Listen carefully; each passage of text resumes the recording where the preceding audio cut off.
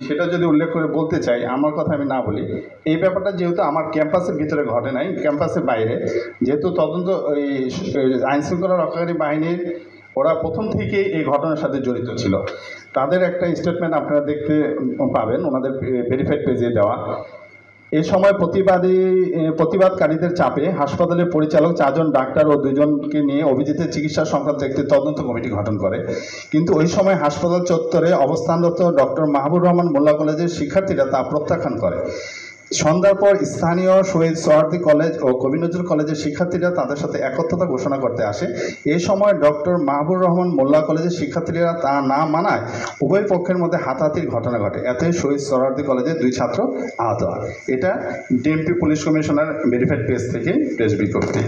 আর আমার ক্যাম্পাসে এই ধরনের ঘটনা ঘটে নাই, কারণ আমাদের সাথে আলোচনা হয়েছে শান্তিপূর্ণভাবে। আমার কম্পাউন্ডের বাইরে গিয়ে কি আসলে এটা আমরা এর চেয়ে বেশি আর কিছু বলতে পারছি না। ধন্যবাদ। Sure please. কিন্তু আপনাদের এই ঘটনায় তো কি যে 2 কলেজ বা ছাত্র দল বলি বা রাজনৈতিক দল বলি বা বহিরাগত বলি যাই বলি, কিন্তু ঘটনাটা আপনাদের জড়িয়ে কিন্তু প্রকাশ হয়েছে। আমরা এটাই জানি যে ন্যাশনাল কলেজ বিষয়টা ম্যানেজ করতে না পেরে পাশের কলেজের থেকে নিয়ে আসছে।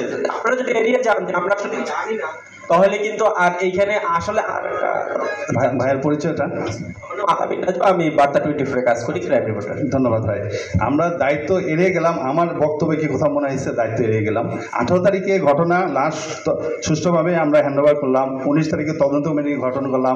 20 তারিখে তাদের সাথে বসলাম, তাদের পরামর্শের কমিটি করলাম। 21 তারিখে তাদের সাথে আবার বসলাম। না 2 কলেজ আসার বিষয়টা আপনারা মিডিয়া ভাই, আপনারা জাতির প্রশ্নগুলিকে সঠিক উত্তর দেবেন। আমার কম্পাউন্ড, আমি ডাক্তার, আমি চিকিৎসক, এই যে আমার সাথে ঘোষণা দিয়ে 11 কর্মসূচি আসছে, আমার 800 স্টাফ আমরা আছি, আমাদের একটা লোকের কাছে লাঠি ছিল বা একটা লোকের কাছে কিছু ছিল, আমরা কিভাবে এটা 11 কর্মসূচি প্রতিহত করবো? বা বাইরে যে ঘটনা ঘটছে এটার সাথে আমরা কিভাবে জড়িত হয়ে যাবো?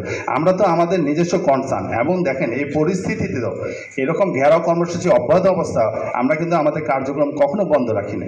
এই মেসেজগুলি ভাই আমাদের রিকোয়েস্ট, সত্যটা দেন, আমাদের অবস্থানগুলি ক্লিয়ার করেন প্লিজ। যে কর্তব্যরত চিকিৎসক ছিল তার সাথে 3টা এলিগেশন চলে আসছিল, এবং ছাত্রদের যে বর্তমান পরিস্থিতিতে উত্তেজনা ভাব, এবং আমরা তাকে এভাবেই চিঠিটা দেওয়া হয়েছে যে সুষ্ঠু তদন্তের সাথে তোমাকে সাময়িকভাবে কার্যক্রম থেকে অব্যাহতি দেওয়া হয়েছে এবং প্রতিদিনের হাজিরা স্বাক্ষর করার জন্য। এই জন্য আরেকটা কি বললেন ভাই?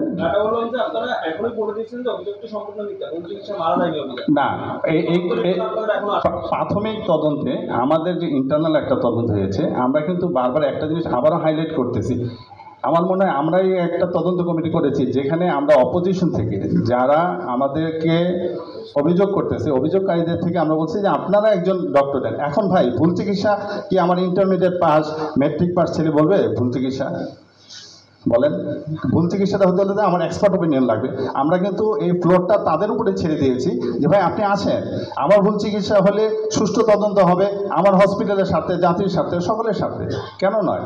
আমরা যদি অবহেলা হয় তো অবহেলাজনিত কারণে আপনি তদন্ত করেন, সুষ্ঠু তদন্ত স্বার্থে আমরা কাজ করে যাচ্ছি ইনশাআল্লাহ।